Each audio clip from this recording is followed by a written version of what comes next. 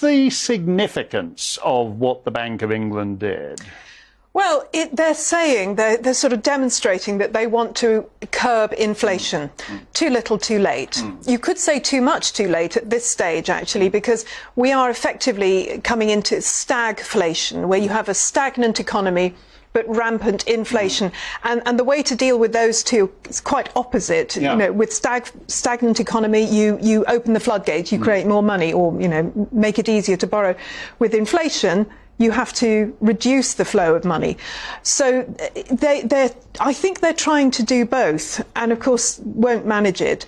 Raising interest rates by 0.5%, I truly don't think is going to make a hugely good difference. I think people are already stopping spending. So merely increasing interest rates is just going to make it harder for people with mortgages ultimately, and those that have to borrow, basically. Well, we have the worst inflation basically since the 70s now, but we don't, I mean, interest rates in the late 70s hit 17%.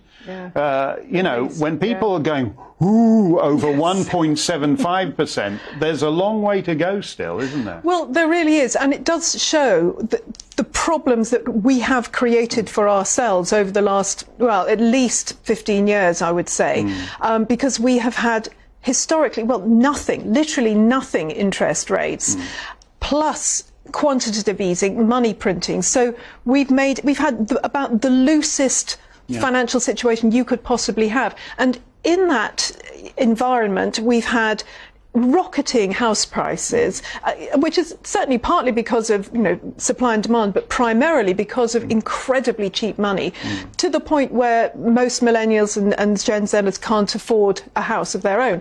And we also had an extraordinary number of businesses that have started and not made any profit at all, but have been able to do it because they've had all this cheap money.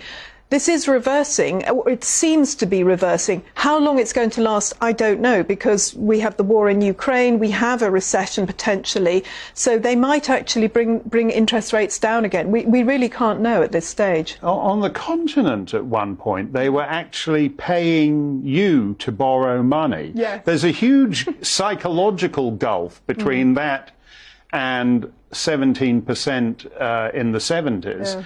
Now, one thing that has changed is that a lot more people are on fixed-rate mortgages, but those fixed-rate mortgages aren't forever. No, exactly. And you've got a lot of people whose mortgages will be finishing probably this year. 75%, three-quarters of mortgage holders have a fixed rate, which is great. Now, if you've got a 10-year rate and you've just, you know, started it, well, good for you, you'll be all right. But a lot of people, yes, in the next 12, 24 months, they will be needing to remortgage. And yeah, it's going to be harder at that point, definitely. You mentioned that stagflation it has a completely different strategy from inflation. We're also in a slightly weird situation more broadly here, because the government massively intervened in the economy 2 years ago and basically killed it stone cold dead. So is this actually, do traditional theories of stagflation and inflation apply when it's as artificial a situation as this one? Well, I think it's a very good point, because not just in this country, but, you know, across the West, we have central bankers that seem to my mind, have just messed things up, essentially. Because, I mean, I remember in 2008, I thought at the time, oh, well, they're bailing out the banks to look after everybody. But actually, it wasn't, they shouldn't have done that. What we should be doing is letting the banks fail. And we do have a broken banking system, just to, you know, add to our joys. We do have broken banks, and they need to be allowed to fail. But at the moment, certainly over the last, 10, 15 years, they haven't been allowed to, because we have central banks, bank of last resort. Anybody's got a problem, oh, here's another few billion, that'll keep you propped up.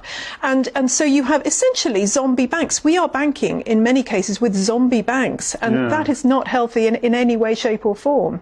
Well, that begs, and the other thing is that the type of person who becomes a central banker these days, I think, has changed since this. I mean, Mark Carney was governor of the Bank of Canada, and that wasn't big enough for him. So he then became governor of the Bank of England, and that isn't big enough for him. So he's now sidekick to Klaus Schwab at Davos or whatever. So his world plans don't seem to take into account the lives that ordinary citizens lead. Absolutely, yes. And with inflation, certainly, and recession, it is the lives of ordinary people that are being immediately impacted. And inflation is what we, as the consumer, pay for the sins, if you like, of our masters, of our lords and masters.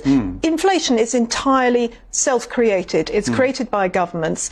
And we, the consumers, the workers, we end up paying for it.